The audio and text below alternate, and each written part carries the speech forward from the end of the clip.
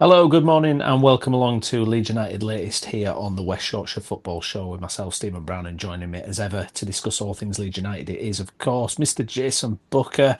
If you watch along, please do get your comments in, smash a like on the video, and make sure you get subscribed to the channel as well.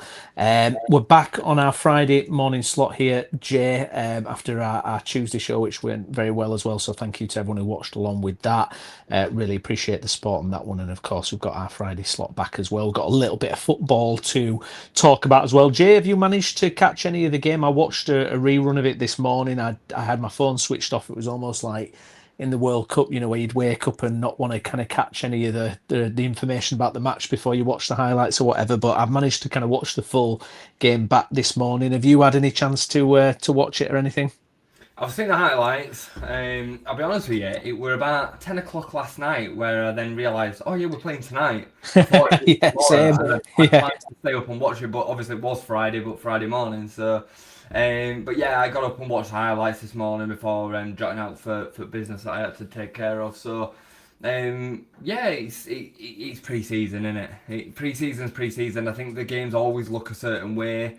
It's good to get a win under his belt. I take as much from this as I took from the Wrexham 3-2, if I'm yeah, honest.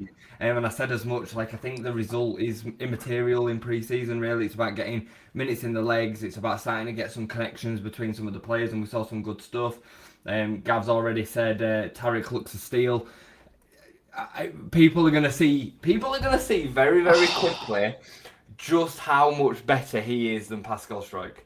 That's Did you? all I'm saying. I don't know if it was on the highlights, but oh my, the first touch, the Yeah. first like you're just watching a top player. Like already, I was like, he's better than Pascal. Yeah. Even that I might be seem like I'm jumping the gun, but it stands off the page. You were just like, wow, Yeah, he's a the sure awareness. possession. Oh, superb. His distributions excellent. There was one which he kind of missed it in the second half and Yeah, it went into the midfield, but that's gonna happen. Like it's not about ever being perfect. no, But yeah, he's got a commanding presence about him. The lad's massive. He looks massive on the pitch. He's yeah, confident, strong. There's a reason that Juventus wanted him. And Bournemouth and Sunderland as well were all attributed kind of interest in him. So yeah, I think that's a massive success to come out yesterday. It's unbelievable that Alex Cairns is our best goalkeeper right now. I couldn't help but laugh when I saw him on the starting the game again, and then no Lucas Perry on the bench. I'm like, yeah. oh Apparently, my Perry an God, injury or something, a knock. I'm hearing, but. I'm not having that. I'm He's on a not. flight out in it, probably. I'm not having that. Flight to Europe. 100%. There's an assurance now that James Trafford's done. I think the only reason it's not been announced is because he's away and we can't do the videos. I think that's signed. I think it's Yeah. already done. And we're just waiting to hear about it now. I'm convinced. There's no way that Perry's just got a knock in this last few days and then didn't even make the bench. Like you just have him sat on the bench. If you didn't want tongues wagging, you just have him on the bench Yeah. and just don't play him. He look, So sorry, I was gonna say he looked so miserable in them videos as well. He Perry, didn't he? He looked a little bit. You're probably reading into it because of the situation, but it's like he looked a bit like isolated on his phone, concerned. Yeah, it must be a pretty wild position to be in when you're kind of on your way out and you're on the big pre-season tour where it's all about team building and everything, and but you're not going to be there much longer. It must be a weird feeling.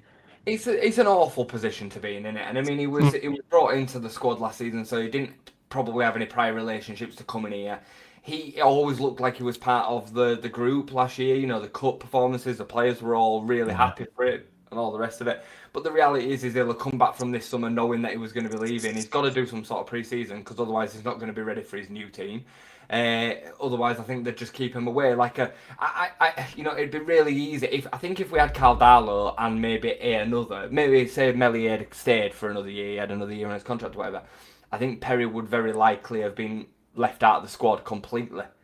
But this is like a Ramazani has, like Jack Harrison has up until Yeah. leaving and stuff like that. So yeah, it's a super interesting one. I feel a bit sorry for him, but it's football. It's just the nature of football. Yeah. Going back to kind of last night's game, one thing that I'm kind of, I don't know, keeping an eye on or a little bit kind of wondering about is the kind of the attack generally. We saw kind of the trifecta in the second half of Peru, James and Nonto there, and he had Dan James on the left and Nonto on the right. Um, there's kind of I want to kind of specifically talk about Nonto and James as well. Now, there's been a rumor this week going around Twitter that Nonto is going to get the nod in terms of being involved this season, not looking to get rid of him. They want to kind of go again with Nonto. And I was kind of saying to myself, I was like, right, okay, I want to see him grab the ball by the horns now. I want to see him really kind of just do things on a consistent basis for us. It was very out of the game last night, had little to no impact. And I get that it's pre season, but I also think it's your time to shine. It's your time to make an impact. I think, and for me, he didn't do much. I think with James, you got what you get with James, which is a lot of beavering about and end product that's not going to cut it at this level. And I've got to say, when you look back at 2 years of Premier League recruitment, like we said last year, we had the fee for Okafor, and that was basically it. Now we've added Harry Wilson, fantastic, amazing. Hopefully Brandt gets done, and we'll talk a little bit about that later. But yeah, it just lacks that. When you watch like Stack in midfield, I thought Stack was brilliant. Some of the touches and just that class. And when you look at Tarek now in defence, and you look at governments, you have these certain kind of, and then it's that quality level just dips when it gets to that final third. When you're looking at James and Nonto, and I'm hoping that we're still kind of actively looking to kind of impact that area, because I do feel that we need more there, certainly. Yeah, I'll come to all that. I just wanted to flash up the comments quickly while they were still relevant. Morning, boys from CB. This guy, Mecha for Ballon d'Or. We're going to talk strikers. So yeah, morning, Gab. John as well. Morning, lads. Nice result last night against Sunderland. It's nice to beat a Premier League team as well, isn't it? Yeah. Skip's morning, lads. We'll come to the rest of this comment later, if that's all right, Skip, because I think it's an interesting point to talk about. I mean, we can talk about Eddie Howe and Newcastle in its isolation, and then maybe Farker separate as well. But yeah, to come into all your points, I think I mentioned it last week after the Wrexham game with regards to the drop off from Calvert-Lewin and how much we looked like we were a little bit lacking in that area of the pitch when he's not there. And I actually thought it looked worse in the second half against Wrexham than it did in the first half, because for whatever reason, Metcha was floating out wide. He wasn't really linking play in the same way. He wasn't that hold-up target man. Metcha needs to get better at doing that if he's going to be able to command a position within this team. Calvert-Lewin at the minute is carrying an injury, and we know that Calvert-Lewin has got an injury record. Last season it was pretty much clear, but they could resurface. We've got to factor that in. I think the truth is, let's talk about the striker role specifically just for a minute, and then we'll talk about the other attacking roles. It's very clear that we want another number 9 as well. Yeah. I think that the reason that the SB signing to Real Madrid has happened is because Leeds were very, very at the front of that queue. There were a release clause of 21 million euros, which is nothing. What, 17 million, 18 million pounds, something like that? Is that it? Or is that the conversion? Yeah, something like that. So, yeah.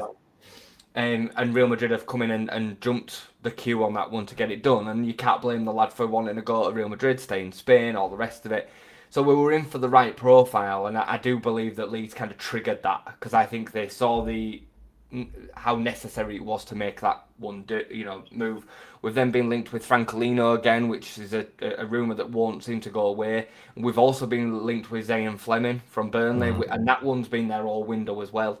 So, and again, both of them, more so Zayn Fleming than Francolino. Francolino's a little bit more of a channel forward. I do really like him. He's going to cost us a lot of money though. Zayn Fleming is more of a 9, a target hold-up kind of player that can link other players and score goals as well. So, and he would fit the profile of being potentially the number 2 striker.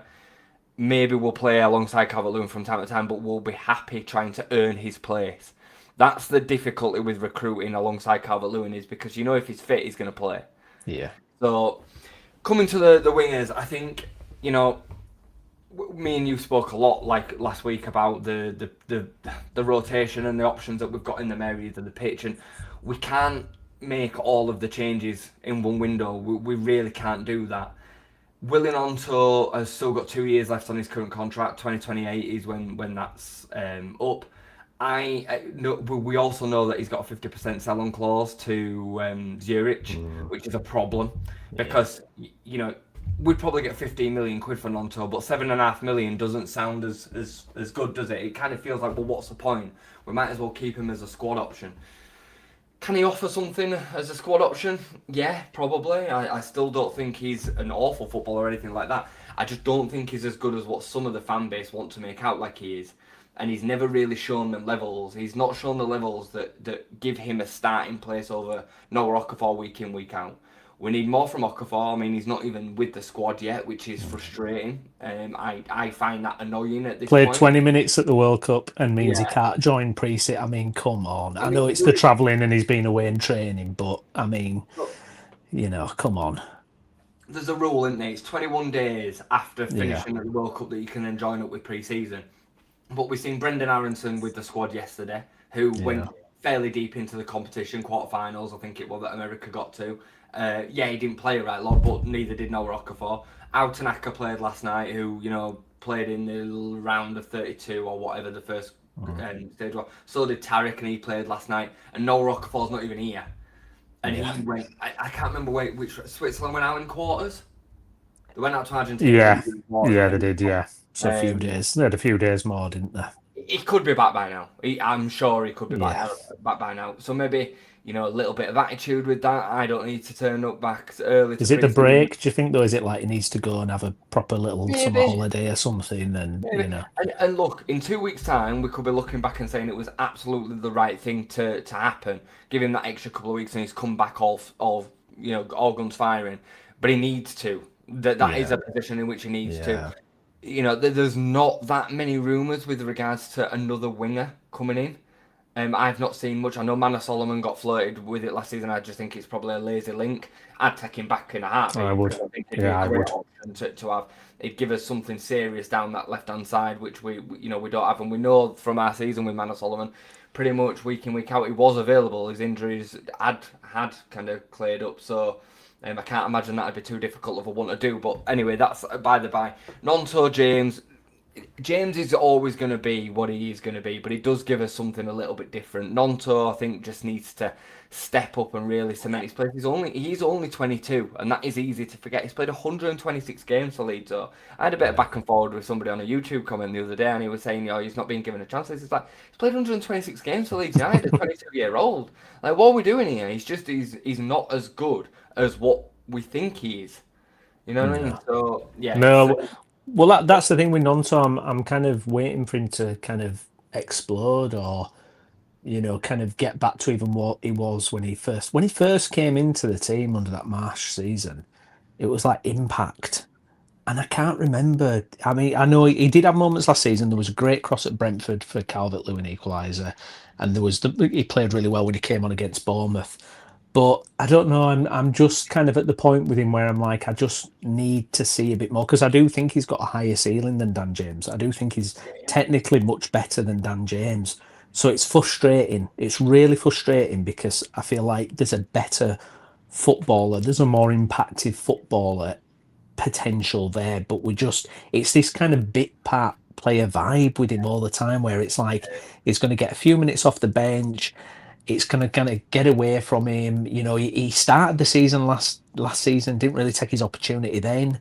I just feel like Dan James is just banging his head against the ceiling. It's like he's maxed out. He's not going to suddenly, change. I am concerned because I look at Okafor and I go, he is unreliable. He's unreliable fitness wise. And you get 60 minutes from him, like you say.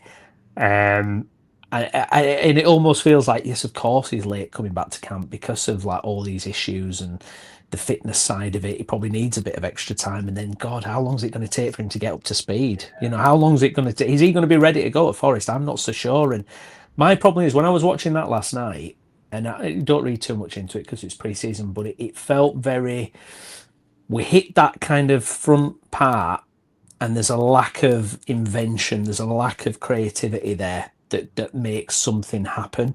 And I think what we did so well last year, we were so workmanlike and so much effort, and Calvert-Lewin is so clever and so good at little flicks and knock-ons and all this kind of stuff that we managed to put the points on the board. But I think what I was hoping for this summer is we'd get a bit more of that guile in the final third, because I am concerned, because if Okafor's not in this team or he's not fully fit, I do wonder where that penetration's coming from a little bit. I agree. I agree. And let's be straight with Nonto. He's had so many opportunities. He lost his place to Dan James in the first season of the Championship. He lost his place in the team second season to Manor Solomon. He got brought back in when both of them got injured and lost his place again. In the first season, he was completely second best to Chris Somerville. People want to treat Chris Somerville like he's loads older than Willie Nonto. He's not. He's a couple of years older than Willie Nonto. So he's a chance. When we first got relegated to Championship, I remember me and you saying Willie Nonto should take this league by storm, and he never did. Never, ever, ever did. Neither did Ladji Ramazani, who were even further off it, in my opinion. He had moments, and Nonto's had moments. I can think of a few good games which Nonto's had, sure. But in terms of overall impact, week in, week out, totally different kettle of fish. So yeah, I agree with you, mate. And the team has felt like that, and up until Daniel Farker making the obvious change to go a bit more direct to Calvert-Lewin, the team always looked like it was really missing creativity. Julian Brandt could massively change that. Still, we don't know where. I was thinking about it on my walk home this morning. I was thinking with Julian Brandt, I'd go back to him and just be like, look, Julian, what is it going to take to make this deal happen now? Almost change the negotiation. You have to wait for a player like Julian Brandt on a free transfer. You have to, because the amount of interest that he's going to have got will be literally insane. You have to sell the project, the Premier League, and all the rest of it. But it comes to a point now, with 2 games into pre-season, the season's, 3 weeks away? I think it is, 3 and a bit weeks. Yeah. We want you in the building. We want you training with the lads. So look, if we have to bend a little bit more over our budget, over our incentives, whatever that looks like, what does it take to get the deal done now? Or are you going to, go to Sociedad, or are you going to go to Roma, or wherever else comes in? Because we have to get on with our plans. And he would massively change it. Just like I've seen the comment from Skippy, I think Wilson is going to be so influential for us this season. And I agree. Julian Brandt would be extremely influential for us as well. And we do ideally need another. But like I said to you the other day, Brandon, we can't do it all in one window. No.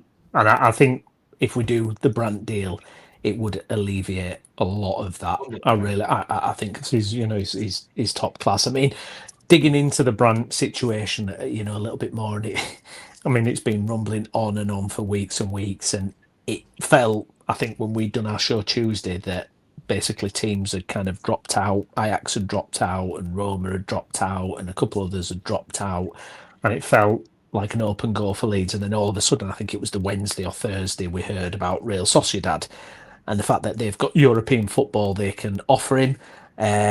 Not sure how they can do the wages. It's rumoured wages of 130 grand or something like that. So it's a chunk of change, especially for a non-Premier League team. But they do have the European factor. They've got some really good players there as well. I mean, he hasn't got offers from the top echelon, has he? It's not, it's not like, That's his age. Yeah. On that.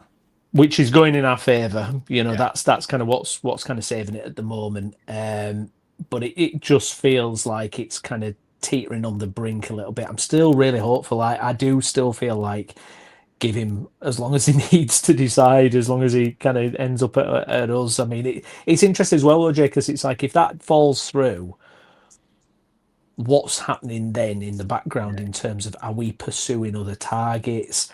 Then you're likely looking at transfer fees as well as wages. I mean, it's going to be a really interesting couple of weeks to see what happens with that.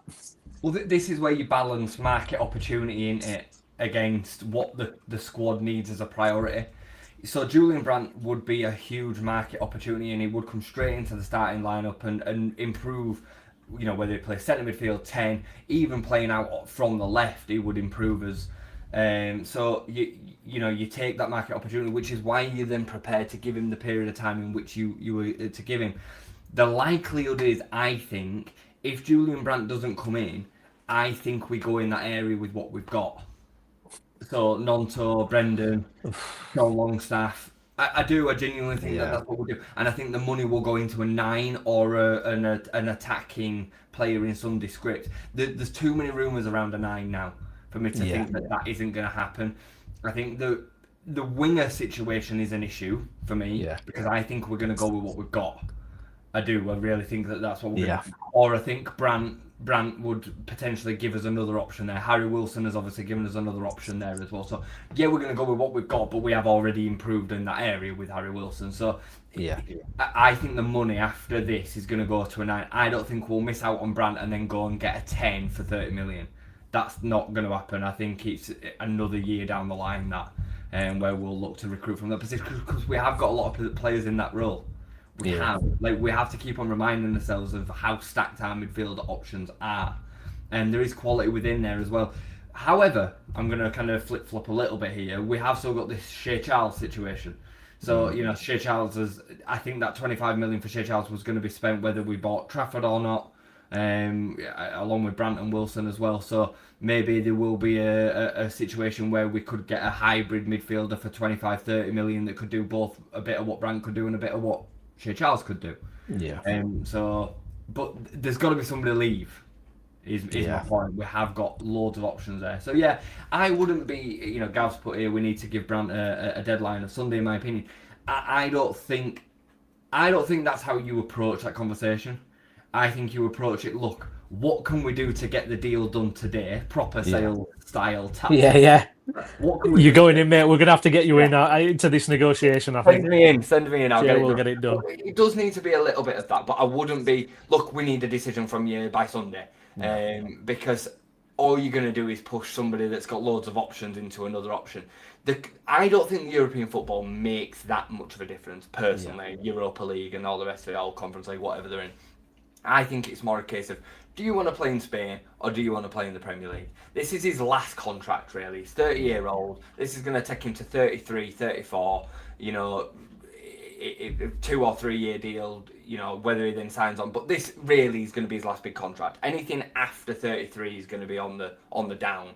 So he needs to get it right. And he's earned the right to get it right. The lad's played hundreds of games at the top level, Champions League.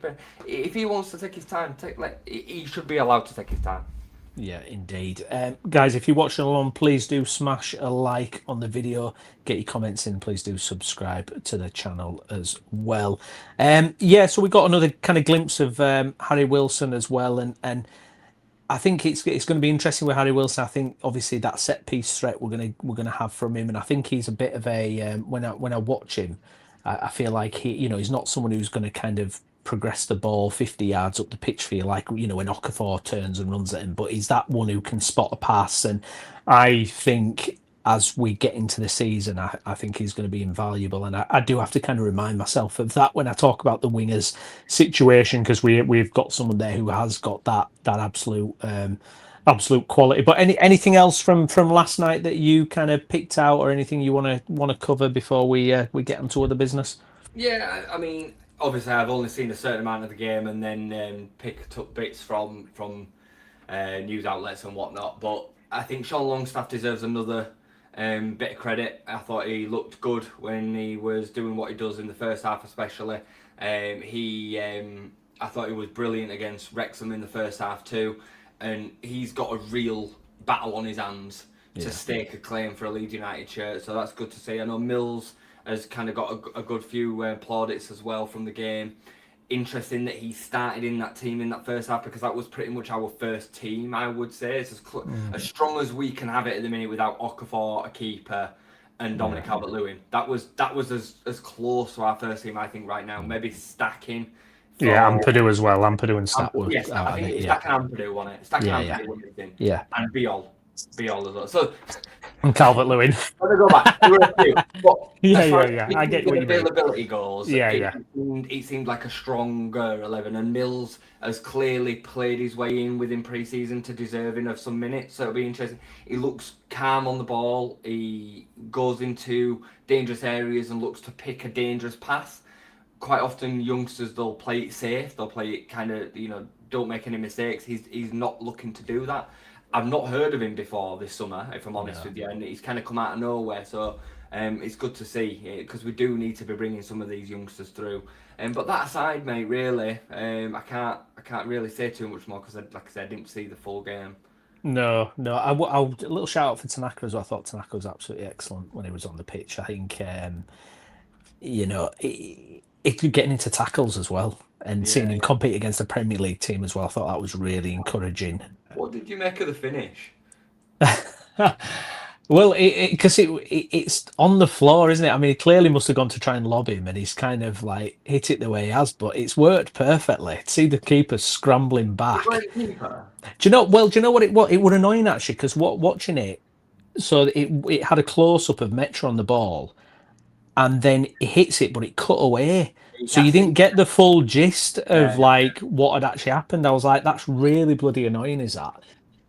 Um, but yeah, keeper were a bit all over for it, I guess. yeah. Yeah, But yeah, I agree. I agree. I mean, I think he intends to do what he did.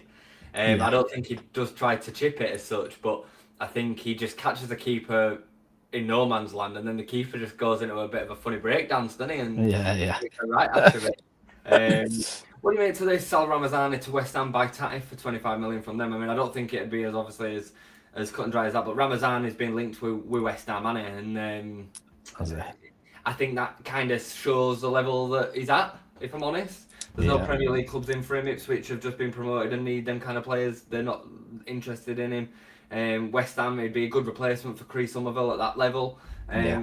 I think Tati's already said that he wants to stay at West Ham, so I imagine that he would. But yeah, what would you Ramazan at West Ham? Yeah, I mean, absolutely. I mean, I think that they'll have the money to pay for it with all their sales as well. They'll be looking for, um, although obviously Ramazani was more out than in that Leeds United Championship, he kind of fits that profile of the Somerville absence. Kind of tricky winger, kind of exciting, kind of attacker.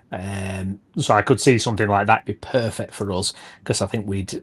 I mean, would we make money on that deal? Potentially not. I'm not sure. But what did we sign for? About 11 or 12 million, was it, or 12 million, something? yeah. I 12 mean, would you million. be happy taking that? I mean, it's one of them. It's.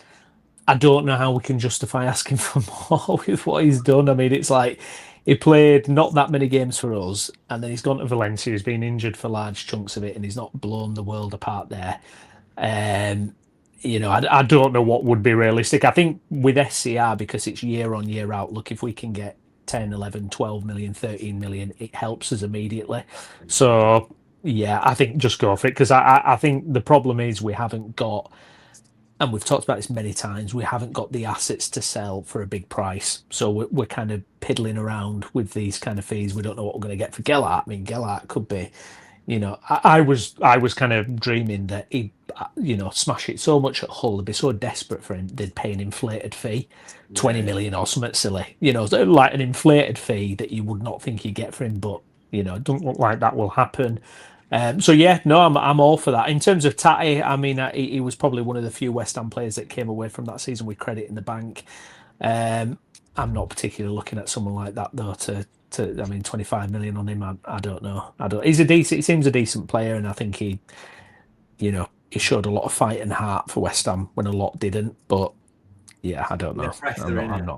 I'm not asked about that one, to be honest. No, I'm not either. I didn't particularly like. He's a pressing forward. He does all the dirty stuff, and I can understand his value. But I agree with you. I think the biggest thing with Ramazani is he just spends too much time injured as well. Like Yeah. he's not Well, really available enough. Well, that's what stopped it. Sorry to interrupt, but that is what he initially had the spot, was Yeah. doing really well for like a run of 4 or Remember his 5 goal games. against Cardiff? Yeah. Away. He thought this is a guy who's going to, and then he got injured, and it was like never Stop-start all got season, back. wasn't it? Yeah, stop start all season. But yeah, don't know about that one. But yeah, Tatty, no, I'm not bothered about that one, mate. Yeah. Sorry, I'll let you carry on. No, no. Just to explain, Brownie don't have the comments today, so I'm of bringing the comments in, and then I don't know. We're doing something a bit different. We're with working it. Jay hard today. Yeah. We're working him hard today. Yeah, he's got to keep a look on this stuff. Yeah, I mean, in terms of other business, obviously we're waiting for the Trafford deal to complete. I think, like we say, I'm not too fussed. I think there were a few nervous fans when they saw that Emmy Martinez had agreed terms to go somewhere. But I think the problem is, Jay, especially when you're on like X and stuff. I know you've come off it, but there's so many sources and so many Fabrizio Romano wannabes, and he's having a time of it at the minute, by the way. Um, you don't. I mean, I read something from there's a Facebook group. I think we're both on it, and there was like it's a website I'd never heard before. It was something called like Sport Reader or something, and it said Brant deal done. And then you like load up the web page and it's like full of adverts and you can barely get to where the thing is. And then you read it's not done at all. And there's so much misinformation around transfers and stuff. It's kind of you don't know who to trust really, do you? No, I mean the best thing I ever did will come off Twitter because it's toxic mess. It's a literal toxic mess, and like you say, it's just full of Do you know rubbish. what I've started doing? I've started blocking a lot of the because you'll get accounts and it'll be like Leeds fans and they'll put joking tweets out about stuff to rage bait Yeah. and all that kind of thing. And I used to think, oh yeah, it's pretty funny and all that. I got fed up with it because it was like you'd load up and it go, oh, we've signed so and so, and then it's just like a rage bait thing. I'm like, I can't be arsed with that What are we blocked. doing with this time? Like, I don't- it's literally meant. I think Trafford's done. We were just talking about it before we went on air. I think Trafford's signed and sealed, done. I just think he's on holiday, and Yeah. we can't. Well, we won't announce it until all of the signing stuff and the interviews and the pictures and all that are done. At some point, I think within the next week, he will be at Thorpe Arch, Ellen Road, and it'll be done. I would believe, come this point, that the people that have announced it, obviously Fabs has had a bit of an issue, a bit of a time of it, but all the others as well that have said that this basically is done have been told it's been done. Yeah.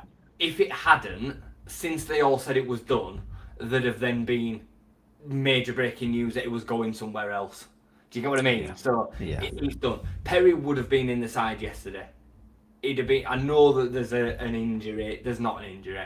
He's going to Torino. That is done. There's no way that Alex Cairns would be allowed to be the only player at the only goalkeeper at the club at one point. There's just no way. So I know that. Who was on the bench last night? Who was actually?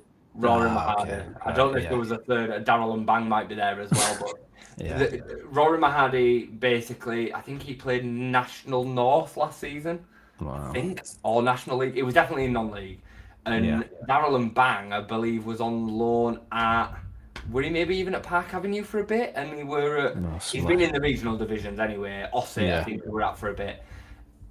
Like, come on now. Like, we are miles. I mean, Alex Cairns actually had an alright game yesterday, but you can see just in the way that he moves, like the way that he goes down towards his bottom corners, like in slow motion.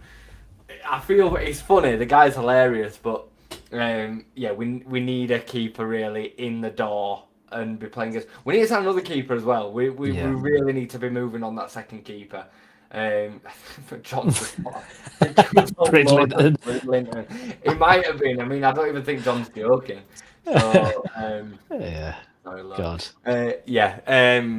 I can't even remember how I got there now. Do you know, it's funny though when you talk because I was thinking that with the youngsters and Alex Kearns as well. It's like, and you realise the physicality of the game these days. It's like they look small. Yeah.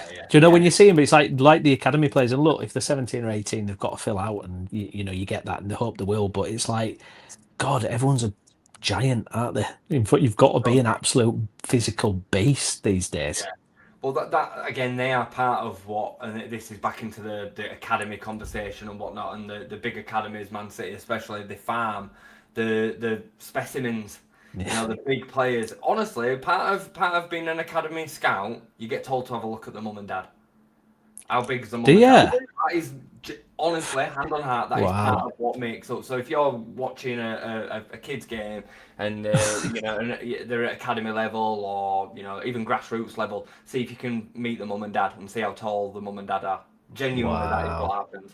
So yeah, it's no surprise that when the beasts are coming through, that they're coming through at the top teams, and then you're right. Like you look at some of our youngsters, and they're all very slight, and not really filled out. They've not got really any muscle to them. It makes a huge difference. Huge difference. Yeah. Yeah, it's yeah. Hopefully they can thicken out. Do you think any youngsters? I mean, we talked about Linu. I think he probably might be a kind of pathway.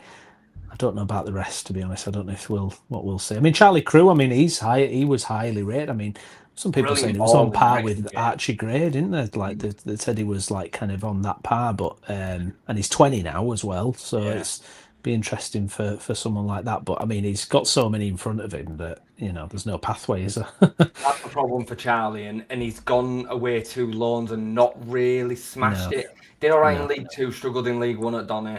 Had a few injuries as well, unfortunately. But yeah, he's still only young. He's a full Wales international now as well. It'll be interesting to see how he develops. He played a beautiful ball in the Wrexham game, and like crossed it right footed yeah, quite deep, and it basically put it right on the keeper's toes. Be interesting to see. Look, he's getting game time. He's in and around it. I think Linau is probably the one with the clearest pathway to any game time, because if Gabby's injured and Justin's needed at right back, he'll play. That is, I think, as close as you can get to being in this team without being a sensational talent. Youngsters find it hard to get through to Premier League first team football because the gap is just so bloody big. yeah. So I don't see anybody else really. Mills, maybe if he continues to develop, maybe he'll go out on loan. Who knows? But yeah, it'll be interesting to see. Yeah, that's it. Exactly. It certainly will be. Moving on to kind of other things then, just to kind of touch on what's happening in the Premier League as well. Obviously, big news, Eddie Howe leaving Newcastle yesterday, which yeah, I was certainly kind of surprised at, because it's quite late to be kind of deciding that you want to leave, or it's kind of broken through. I mean, a couple of weeks before the start of the season, and I mean, it's a funny one with Newcastle because they should have everything there for them in terms of financial backing, size of club, recently won a trophy. Yes, they've lost key players and they've had a bad summer from that point of view, but it should still be like a positive thing. And I do think they kind of killed themselves with Isaac last year. I think they should have just sold him, got rid. You've got to be willing to kind of cut, haven't you? Especially these days, you've got to be willing to go, right. They're paying a lot of money. Player clearly wants to go. Let's not get into a situation where they're refusing to train. It's going down to deadline day and all that kind of thing. I just feel like it's so toxic, and it's almost kind of set them up for a negative season last year. And then you get to this kind of pre-season, and it's a bit of a mess again. Managers leaving, and the fans seem a little bit on the floor. I mean, I know some are excited about the new guy that they've got coming in, but I mean, it shows you that even teams that have been in the Premier League a long time and have had recent success, you're only a few bad decisions away from it becoming a bit of a bad situation. I couldn't agree with you, Matt. I think the player power is so strong now. Even the biggest of teams are struggling to deal with it. Yeah, You know what I mean? Like, and Newcastle, obviously, they're a massive financial powerhouse. They've got so much in their backing, and they've got a great fan base, great stadium. They've had Champions League football. Anthony Gordon gets a bit of interest from somewhere else. He's gone. yeah, Sandro Tonali gets flirted with by Tottenham, who finished 17th, 250 grand a week or whatever. He's gone. That makes Gomes want to go. Gone.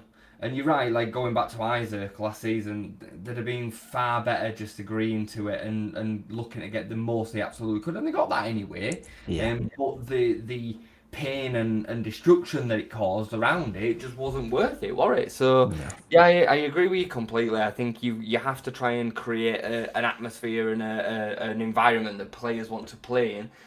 The second that they fall outside of that, gone, literally gone, and that's why you've got to be so careful when you turn your nose up at Daniel Farker, for example. The yeah, harmony that exists within this club, even within players that are maybe not wanted or want to leave. We've seen this time and time again. Willing on to request a transfer.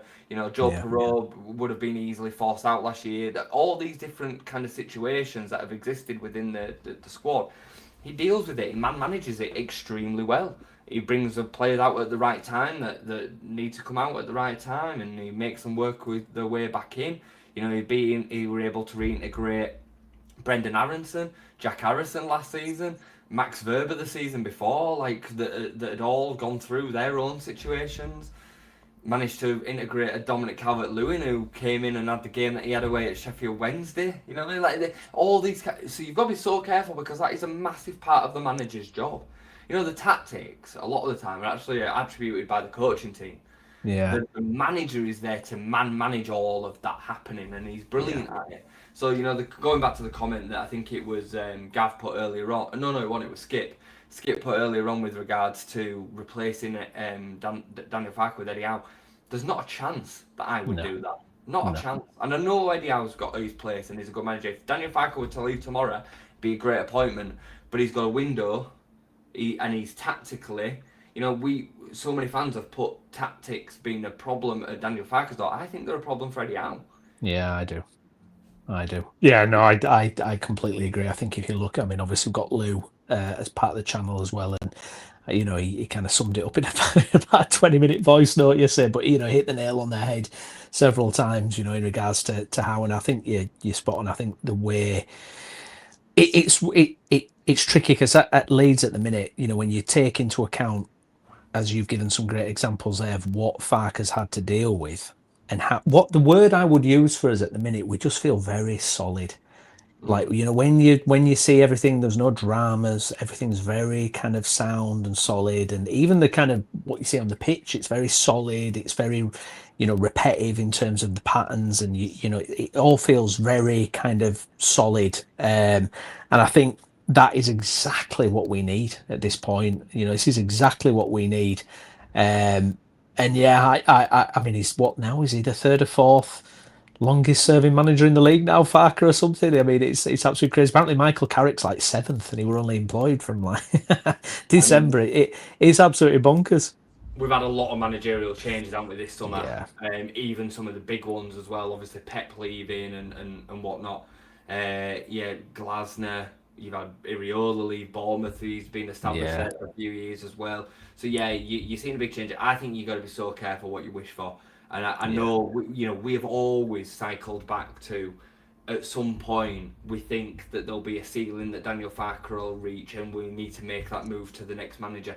We're not against that at all. No. But that hasn't shown its light yet, not even nowhere near. And I think, if Daniel Farke takes his team on this season and we finish 10th or 11th, I'd be saying, look, let's go again. I really 100%. would. I like the continuity, I like the structure, I like the solidity, the feeling that we've got ourselves together. We've come from a generation of Leeds fans, pretty much everybody that will be watching, me and you certainly. All we've ever had is uncertainty. For as long as I can remember. 2002, 2003 was when I really, really started to get into it. I went a couple of years before that, but that was it. The crisis was it. My first season ticket, my first game was Derby at home in the first season of the relegation, the championship season. The first season we went down and we had like Michael Ricketts and Julian Joachim and Steve Guppy on the bench and Craig Ignat. We'd signed all these free transfers. Neil Sullivan had come in. It were a mess. You know what I mean? And then Bates and Blackwell and League One. And, come on. Why could we not just be happy with some constant movement upwards? Yeah, 100%. I couldn't agree more. It's the stability of this period of time.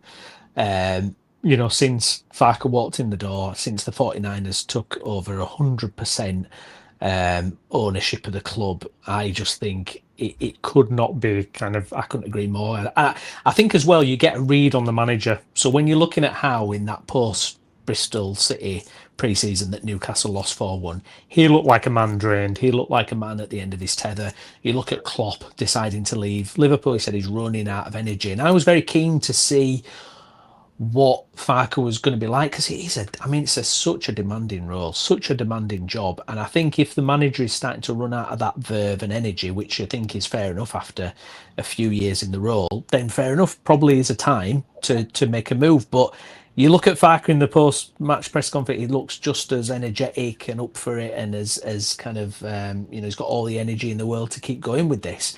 So, for me, I think if it's another solid season, we keep going. I couldn't agree with you more, mate. I'm just going to bring some comments up because there's some great comments on the Yeah, back let's of have a what we're look here. talking about here. But great players you mentioned there, Jay. Yeah, we had some players, didn't we? My word, that them first championship days were rough. Do you remember Sean Gregan wiggling about? Oh, like the Titanic trying to turn, wasn't it? It was just like So it bad. was Uh, crazy. God, yeah, we haven't we've not been this stable since we Leslie Silver owned us. Yeah, I mean yeah, that is hard to argue with that. But prior to Peter Ridsdale's ownership, there had been a few years of what would be perceived as stability, but it wasn't really. It was yeah, built on sand. yeah, Um, Thank God for you guys and your amazing ability to be 100% passionate, 100% fair, and 100% balanced, 100% astute and knowledgeable. I like that. And yeah. 100% Thank you. honest and straight up. Such Can a you write lovely. my CV there, Martin? Yeah, no, That's Martin. perfect. Thank you very much. Really We appreciate that, mate. massively appreciate that, and we just always like to try and be straight and fair, Yeah, don't we, mate? So, yeah, um, absolutely, mid-table absolutely. will do for me, and me too as well. I don't know about you, Brownie, but I think you feel the same.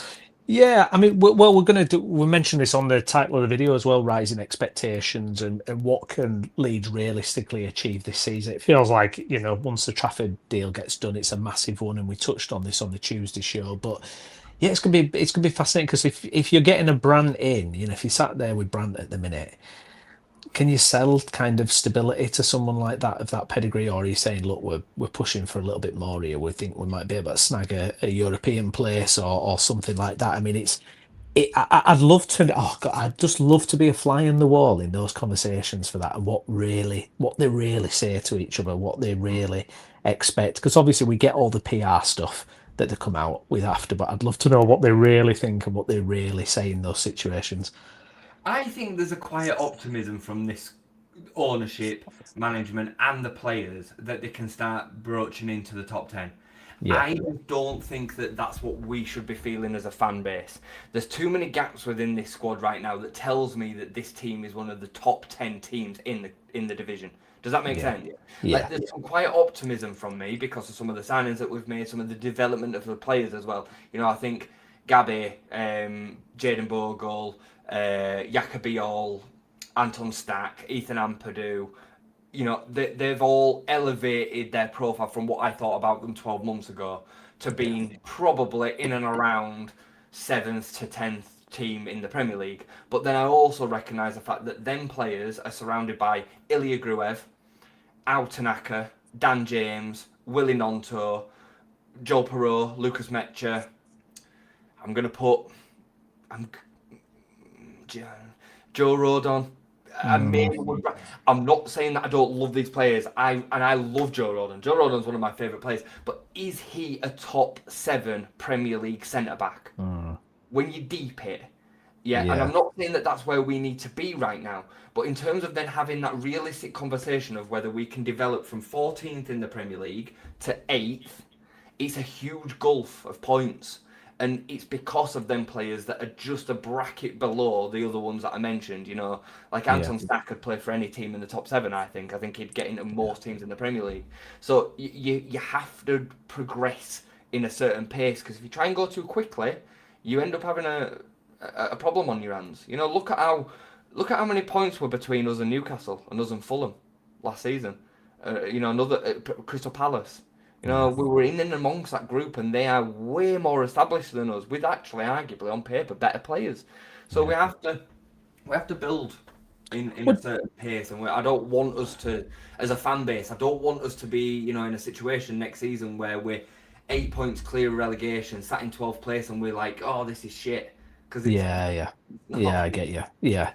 What do you make of some of those teams? Because there's a few interesting bits and pieces going on. I look at Fulham, and I'm kind of raised eyebrows a bit with Fulham, Crystal Palace. You're looking at those kind of teams, Brentford. You're wondering what are we going to get with them? Is there a chance to gazump those teams? It feels like we might have that opportunity to do it. Does feel like some of those teams are in a little bit of flux now. Arbiola at Fulham could absolutely smash it. We don't know, but yeah, it does feel like there's a little bit of uncertainty around those teams. 100%. I think there's a lot, mate. I think they are very fortunate that they are not a season further back Yeah, because Wolves and West Ham have gone down in the season, especially West Ham, where two of them have gone, and but that was because us and Sunderland were strong. You know, there's many a season where the points total that West Ham finished on would have seen them safe, comfortably safe actually. And it could be one of them seasons where 25, 26, 27 points is what third place in the bottom three goes down. And I know I'm being disrespectful to the bottom three with that, but the landscape tells you that will probably be what they end up coming out with. I hope it's not. I hope, one of Coventry or Ipswich especially can really prove that they can compete and Sunderland go down instead. Somebody else, because it makes it easier for us next year. That's one thing. And it's good to always see new teams be successful. So I hope that trend continues. But the likelihood is it won't. But for them teams that you just mentioned, they are. I think Fulham especially. They're going down a route of recruiting Real Madrid B players. That's Arbeloa's transfer. Kind of strategy at the minute. I mean, they paid 34 million quid for a striker that's barely ever played for Real Madrid. It's mental. You've no idea whether he's going to have the substance to play at the top level. But as Jared says, it's a perfect opportunity for us to really establish ourselves. But we don't want to get, for fans, we can always dream, but we don't want to get greedy with expectations because we don't want to. We just don't want to be left disappointed, and we can end up then actually attacking one another. As fans, we like to do that. Yeah, and it's so easy for it to kind of go off. Just to give a heads up of what's happening on the channel as well, a couple of exciting bits and pieces. Obviously, me and Jay will be back Tuesday to kind of catch up with everything since today. Also, I'm going to be doing a show on Sunday afternoon, 2:30, with Rich from the Suffolk Crunch channel. So it's an Ipswich fan channel. He was on the channel a couple of years ago when we were battling Ipswich for promotion to the Premier League. They pipped us, obviously, but me and Rich are going to have a catch up. We're going to have a little chat about how they're getting on, what they think of everything happening there, their kind of hopes and ambitions, and we're going to have a kind of little Leeds versus Ipswich debate ongoing. I'm really interested to know kind of what their aspirations are, what their hopes are kind of coming into it, because for me it feels even harder for those three promoted teams than it was for us coming up last season. I mean, it's a monumental task, isn't it? I think Ipswich are miles away from it. Miles and miles and miles away from it, if I'm honest. They've just, Jadon Philogene said that he wants to leave as well, and arguably he's one of their best players. They're certainly one of their attacking options, of which they don't have that many. Because I watched them quite a bit towards the end of last season, I thought they were miles off it. I think Coventry stand half a chance, and I think Hull are probably already relegated. Yeah. Well, it's I guess the kind not worrying thing, but the thing to kind of note for maybe the year after could be some stronger teams coming back up. I mean, if you get West Ham roaring back into the Premier League, and Burnley go again, and who was the other one that went down? Who else got relegated? West Ham, Burnley, Wolves. Yeah, Wolves. So you could have some biggies coming back. So we've got to make sure we insulate ourselves even more over the next season. 100%. Have you got a dash?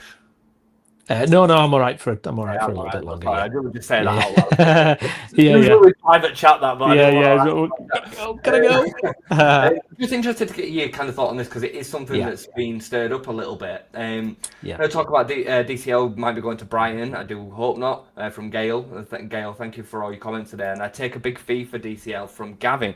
Now, I think this is a really, really interesting conversation. First off, this has all been born out of the Danny Welbeck to Chelsea transfer.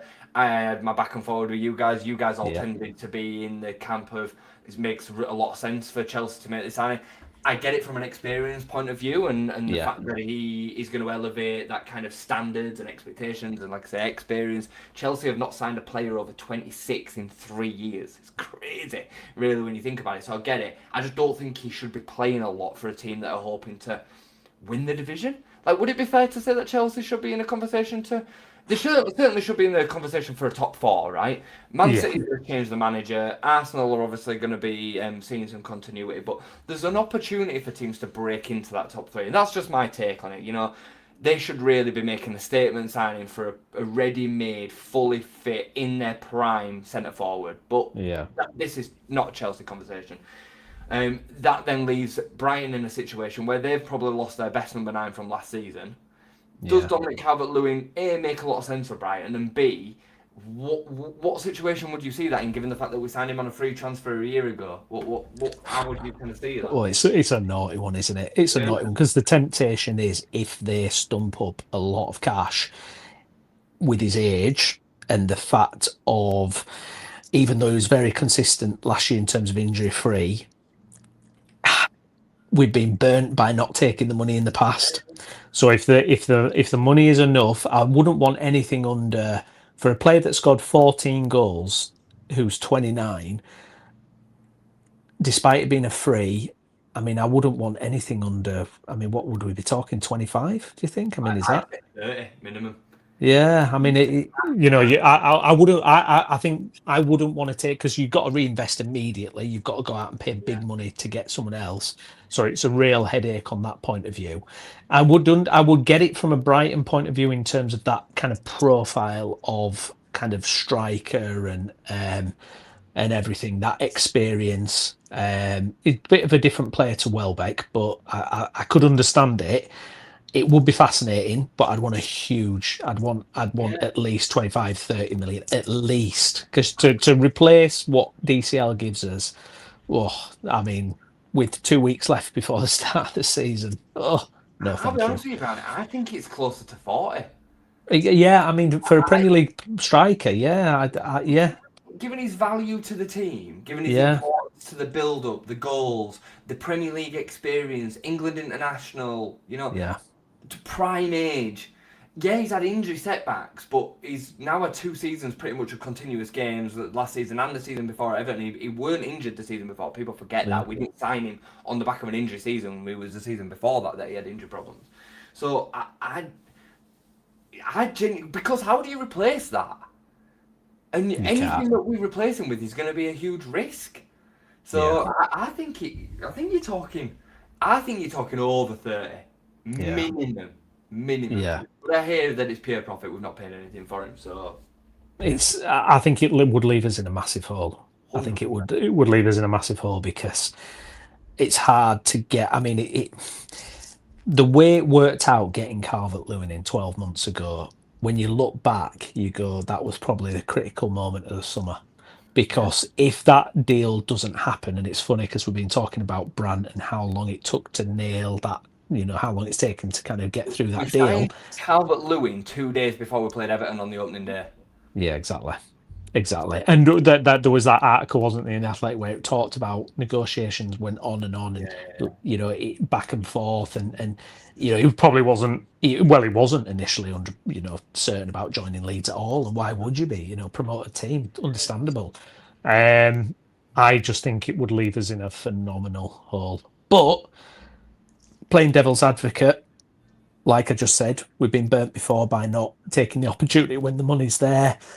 Is there a profile out there that can do, Fletcher? Would someone like that, could they come in? I mean, he scored 11 goals for Burnley in a relegated Burnley team last season. Could he potentially come in for Funny. a lower amount? You make some money and he's enough. Zion Fleming, you mean? Zayn Fleming, sorry, Yeah, Fletcher. yeah, What am I on yeah. I'll about? bring Fletcher in. So, question then. So, you're Adam Underwood of Yeah. the 49ers, you're Pragmarati, and we get 35 million from Brighton on the table. Would you take it? Is that you saying that you would take it? Oh my God. So, we're going to go at the Oh. high end. Gav's made his, said that he would take big money. Would you, and this goes out to the chat as well. Would you take 35 million if it were offered today? The problem is, it's the context of what you can do after you've got that money. That's what Yeah. I'd need to have, that knowledge. I'd need to know if we can get Fleming done, do you know, or something. If we, right, what I would do is I'll put context on it. If you could guarantee that one of those targets we can land, I would be tempted to do it in the SCR world that we live Yeah, in. I get it. Yeah, I get it. What about you? It'd have to be a plus 40 for me. Because Yeah. I just think it'd be so detrimental to the team. I think he's such a personality within the squad as well. I Yeah. think he's Yeah. basically our third choice captain now behind Rodon and Ampadu. I think he's so instrumental to what we do. He's off the ball work. until him playing for Leeds and really getting up to speed, I didn't appreciate just how good he was at all the other stuff. No, He misses same. too many chances, but so did Patrick Bamford. And I always appreciated Bamford way more than most fans did because of all the other stuff. Calvert-Lewin is exceptional. He's an exceptional number 9, and that's why he's one of the best players, best strikers in the England fold. In the English bit, we don't have a plethora of strikers for England. Harry Kane, Ivan Toney, Ollie Watkins, if you want to class him as a striker. I think Yeah. Calvert-Lewin's in that bracket with them two. He's one of the best strikers, number 9s in this whole country. Yeah. He's been hampered by injuries from time to time, and we've seen that he's overcome them. I don't think you can put a value on all of that. That being said, anything over 40 million is mental money, and we should still be able to then replace him for some of that. Maybe with a profile that's 23, 24, with less injuries and more potential. So I'd say 40 million, yes. Anything below that, I'd then be starting to question: can you really replace for what we've got? Yeah. Yeah.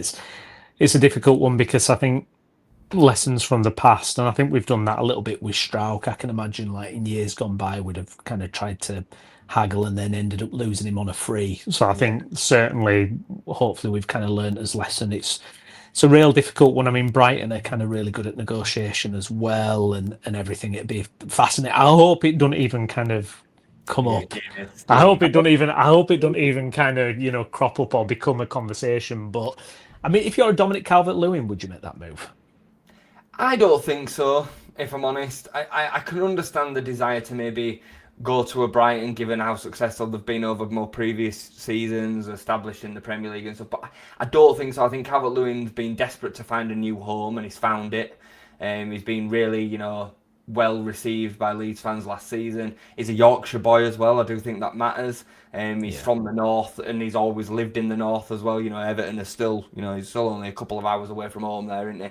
Moving to the south coast at 29, 30-year old, I don't know how attractive that would be to him. So I don't think so, if I'm honest. Yeah, yeah. No, I agree. I think it's funny with Leeds because I think even just one successful Premier League season, I feel like we've already kind of got ourselves into the conversation and mix amongst a lot of these middling teams. Really, I think Johnny mentioned it on a comment before. With what we are as a club, we're kind of already, yeah, exactly. We're already kind of able to hopefully overtake those guys in pretty quick fashion. I completely agree. It always sounds like we're being arrogant. Yeah. We're not. It's just the reality of the size of the club, the mass global audience that we have, and then the potential of the home fan base. That is Yeah. ultimately what most of it comes down to. The stadium size obviously dwarfs all three of them, especially like a Bournemouth. You think Yeah. about how successful Bournemouth have been over the last few years. It's mental considering the fact that they play in front of 11,000. It's wild. The players they've Crazy. had as well. There's some of the, I mean, it's just like, watching Brazilian lad Ryan, and Right, yeah, yeah. Ryan, you like, he plays for Bournemouth. I know. He's like R9. What? He's an R9 regen. What is going on? I'm like, geez, this is just not right. Yeah. So I mean, hopefully we can get to that level of player soon. Before we wrap up, then Jay, anything else you want to cover, mate? Before we vamos? No, I think we've covered it all. I think James Trafford will be confirmed within the next week or so. I don't think we have anything to worry about on that front. Be interesting to see who plays in net against Liverpool. I think that's Saturday night or Sunday night. I can't remember. Yeah. But yeah, it'll be interesting to see. We just continue to grow towards the new season. Hopefully, some of these movements start happening. Like to see Brandt confirmed. More importantly, some real concrete, maybe noise around the 9. Yeah. But yeah, it'll be interesting to see, mate. Next week, just as a point of reference to everybody that is still here, I am not here on Friday. Okay. I go on holiday on Thursday. Oh, very good. But we will be We'll do back the Tuesday. and then Yeah. we can sort some for the week after, maybe somehow or whatever. But yeah, Excellent. Yep. Yeah, we'll be back Tuesday, 6 o'clock slot. 6 o'clock or 6:30, one of them. So keep an eye out on the channel. We'll get that confirmed. And join us Sunday afternoon for a little chinwag as well, which should be entertaining. Keep an eye out on the channel for all our other content as well. If you've not done so already, if you could please like the video, massively helps us out. Please subscribe to the channel if you're new as well, and get your comments in if you're watching again later. But we'll be back soon. I've been Stephen Brown. With me has been Jason Booker. Jason, thank you, mate. Thank you, guys, and thank you for all the comments. Really appreciate it. We'll see you next time. Indeed. Thank you very much. Enjoy the rest of your day. Take care. Bye-bye.